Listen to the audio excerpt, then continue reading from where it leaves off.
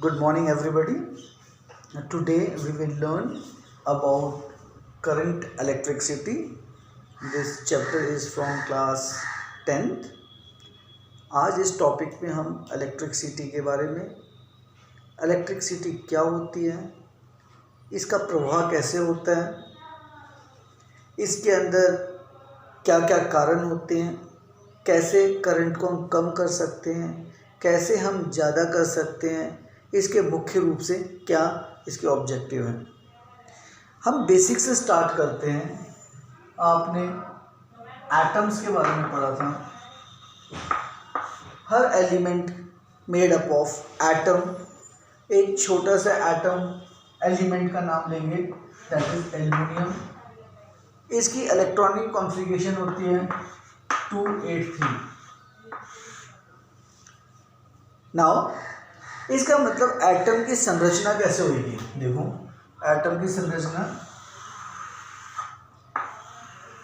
इसमें न्यूक्लियस के अंदर एक अवशेष होता है प्रोटॉन और एक एक न्यूट्रॉन होता है और इसके चारों तरफ एक इलेक्ट्रॉन रहता है। और एक धातु के अंदर कई मिलियंस ऑफ मिलियन एटम्स होते हैं और एटम्स में इलेक्ट्रॉन्स होते हैं। तो ये जो इलेक्ट्रॉन होते हैं, इसका चार्ज, इलेक्ट्रॉन का चार्ज होगा 1.6 इंटू 10⁻⁻90 कूलम। और ये नेगेटिव अवशेष होते हैं। इसी प्रकार एक प्रोटॉन होता है, इसका पॉजिटिव 1.6 इंटू 10⁻90 कूलम। इसका न्यूट्रॉन जिसका चार्ज 0 होता है। ये पॉजिटिव नेगेटिव जो चार्जेस होते हैं, ये मेन रूप से करंट फ्लो करने का मुख्य कारण है। अब बचपन में हमने 6th में 5th में टीचर्स ने एक्सपेरिमेंट करके हमें दिखाया। सपोज आप एक कंघा ले लीजिए, ओके, और इसको अपने बालों से रब कीजिए और यहाँ पे कागज के छोटे छोटे टुकड़े ले लेंगे। जैसे ही हम इस कंघे को इस कागज के टुकड़े के पास लेके आएंगे तो आप कुछ इफेक्ट देखोगे। और वो क्या होगा, ये जो इलेक्ट्रॉन्स हैं ये सारे इसके ऊपर चिपक जाएंगे और इस अट्रैक्शन को, जो मूवमेंट होते हैं इसके अंदर, तो ये क्या होता है, इसको बोलते हैं स्टैटिक इलेक्ट्रिसिटी।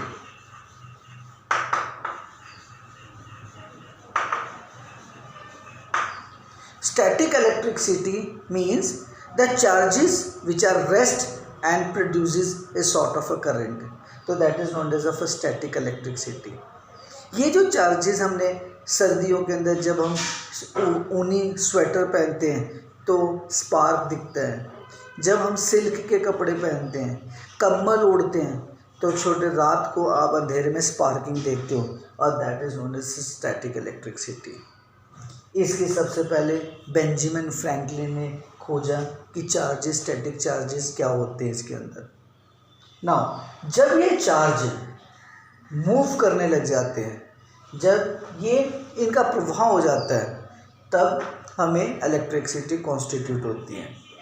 इसको आगे पढ़ने के लिए उससे पहले आपको कुछ डेफिनेशंस और कुछ टर्मिनोलॉजीज पता होना चाहिए क्या है, और वो अभी हम देखते हैं बोर्ड के ऊपर।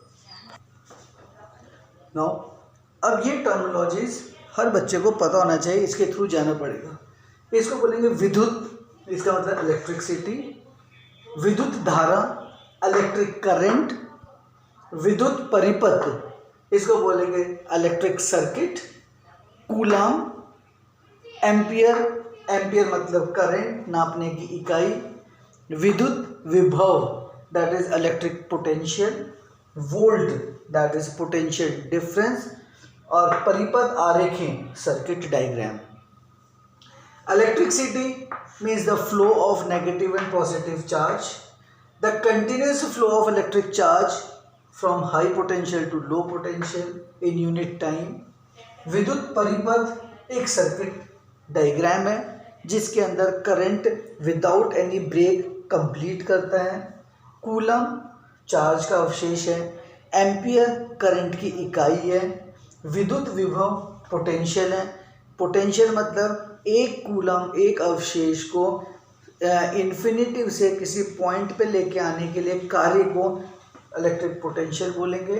और पोटेंशियल डिफरेंस मीन्स दो गिवन बिंदु के बीच में कितना वर्क हम करेंगे चार्ज को एक पॉइंट से दूसरे पॉइंट लेके जाने में, उसको पोटेंशियल डिफरेंस बोलेंगे।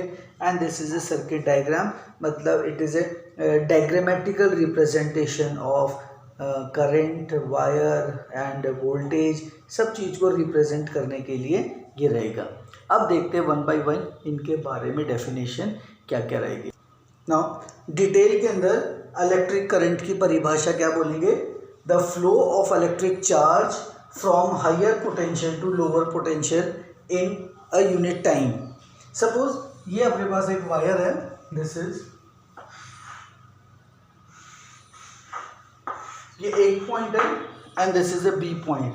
यहाँ पे इलेक्ट्रॉन है, this electron will move from A point to another point. तो क्या हो गया? ये flow of electric charge from higher potential to lower potential in unit time.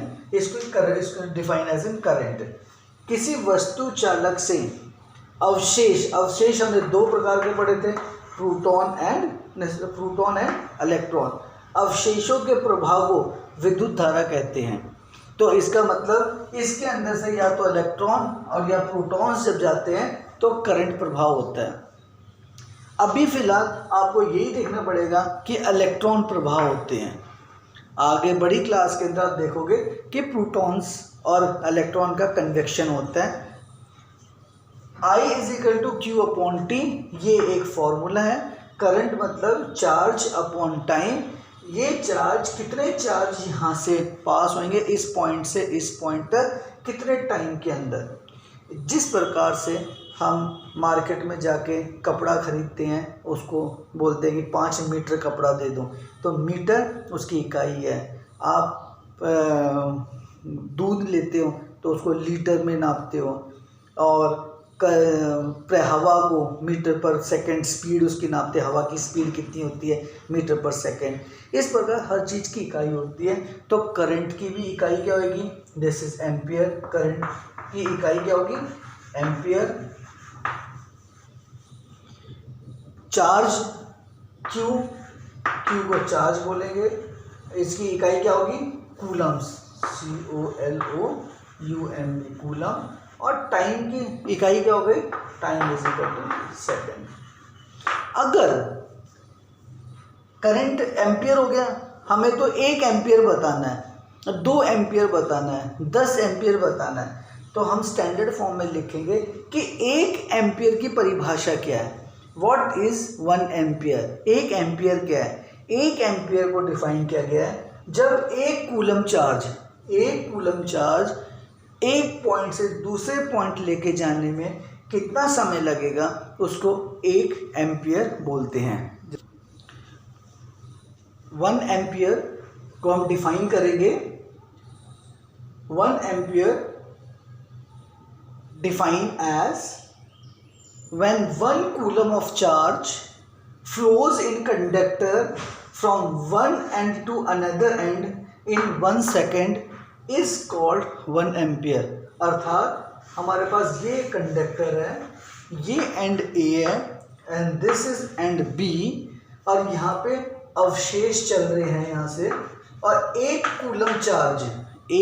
Coulomb charge जब एक एंड से from one end to another end B in 1 second, समय कितना लग गया?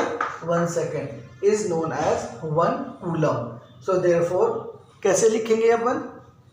1 coulomb is equal 1 ampere is equal to 1 coulomb upon 1 second. इसको हम दूसरे उसमें देखते हैं सरल भाषा में। धारा का मान 1 एम्पियर तब कहा जाता है तब चालक में से प्रति सेकंड, मतलब समय कितना हो गया?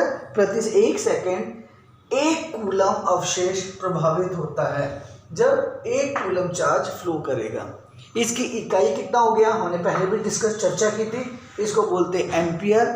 और इसकी छोटी इकाई और बड़ी इकाई भी देखते हैं। छोटी इकाई कितना है, 1 मिली एम्पियर। मिली एम्पियर में 10⁻³ एम्पियर के बराबर होगा। और 1 माइक्रो एम्पियर मीन्स 10⁻⁻6 एम्पियर्स के बराबर होगा। अब सपोज सवाल पूछ लिया भाई 1 कूलम के अंदर कितने इलेक्ट्रॉन्स होंगे, तो कितना हो गया 6 × 10⁻18 के इलेक्ट्रॉन्स के बराबर होगा। कैसे, कोई सवाल पूछ सकता है। अभी इसको फॉर्मूले के हिसाब से निकालेंगे कि how many electrons constitutes 1 coulomb. बहुत सुंदर क्वेश्चन हमारे पास है, बच्चे ने पूछा है कि how many electrons are there in 1 coulomb. 1 coulomb के अंदर कितने इलेक्ट्रॉन्स होंगे। तो इसका मतलब हमारे पास फॉर्मूला हो गया Q = Ne। Q मतलब चार्ज, N मतलब नंबर ऑफ इलेक्ट्रॉन्स और I मतलब कितने, एक इलेक्ट्रॉन पे कितने चार्ज है। तो हमें जैसे पता है, हमें निकालना है 1 कूलम चार्ज के अंदर, 1 कूलम चार्ज के अंदर हमें निकालना है कितने इलेक्ट्रॉन्स है, = नंबर ऑफ इलेक्ट्रॉन्स हमें निकालना है। और 1 इलेक्ट्रॉन का अवशेष कितना आएगा, 1.6 × 10⁻⁻19 कूलम के बराबर है। तो हमें तो नंबर ऑफ इलेक्ट्रॉन्स का ज्ञात करना है। N = 1 कूलम अपॉन 1.6 × 10⁻⁻19 कूलम के बराबर है। तो ये N का मान हो गया, काट देंगे। 10⁻⁻19 ऊपर चला जाएगा तो नेगेटिव बन जाएगा पॉजिटिव, 10⁻⁹ और 1.6 को डिवाइड करोगे तो 6.61 समथिंग कुछ आएगा। और इसको सॉल्व करोगे 6.1 × 10⁻18 इलेक्ट्रॉन्स का सम्मिलित होंगे 1 कूलम का निर्माण करने के लिए।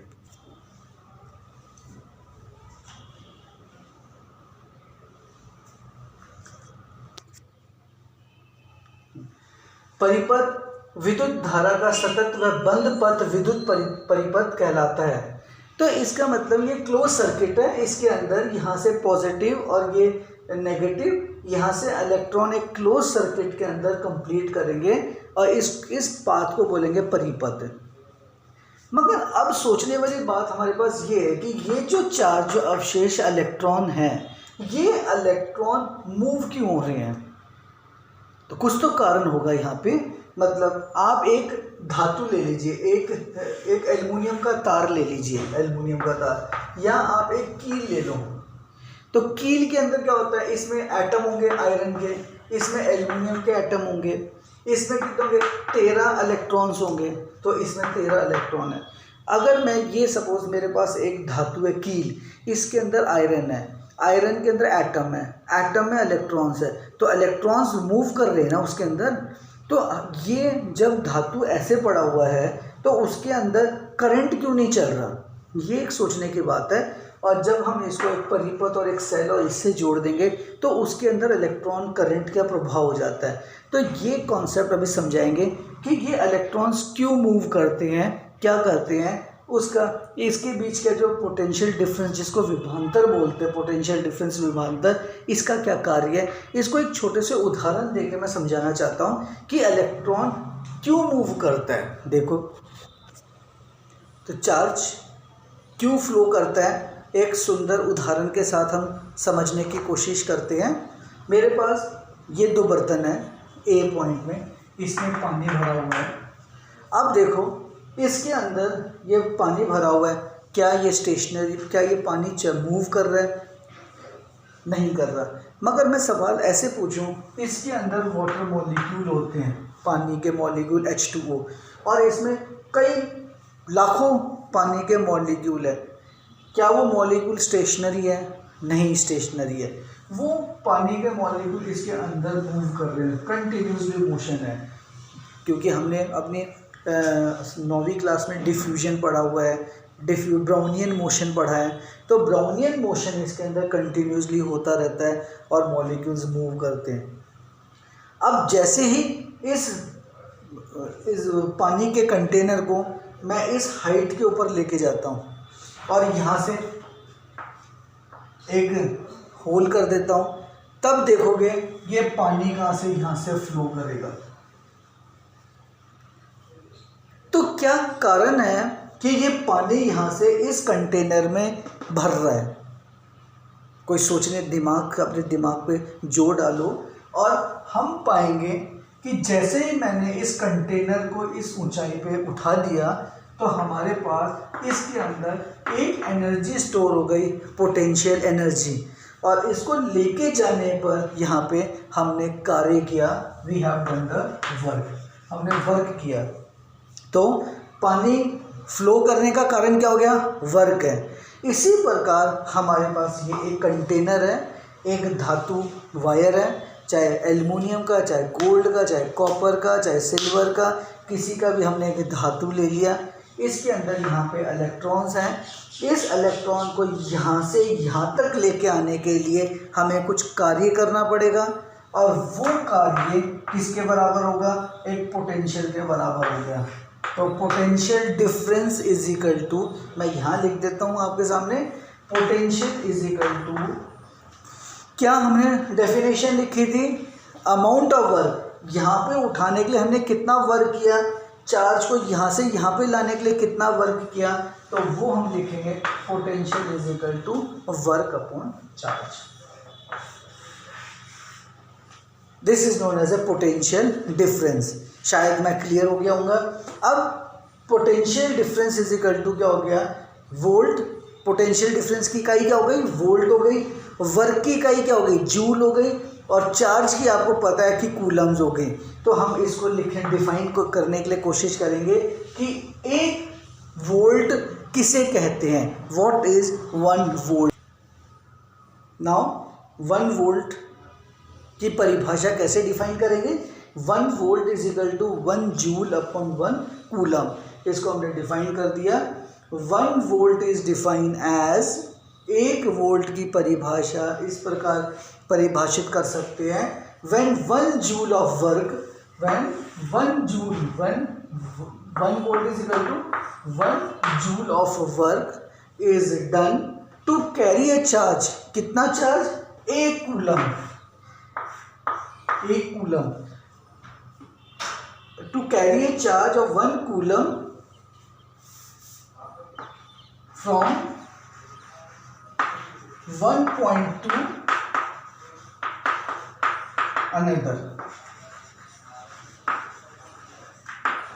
another is called 1 volt। मैं वापस दोहराता हूँ, 1 वोल्ट किसे कहेंगे?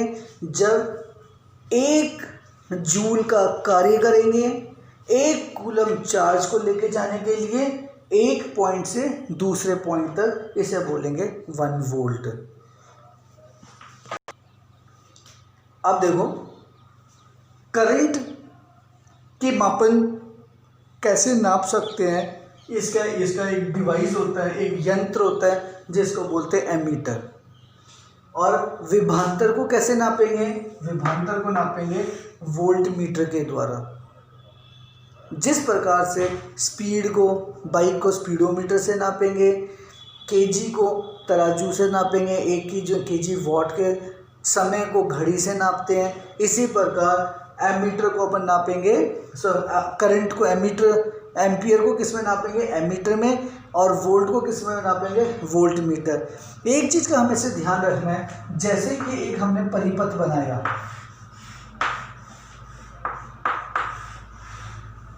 तो एमीटर हमेशा सीरीज में कनेक्ट कर देंगे, ओके, और वोल्ट मीटर हमेशा इसके समानुपाती लगा देंगे।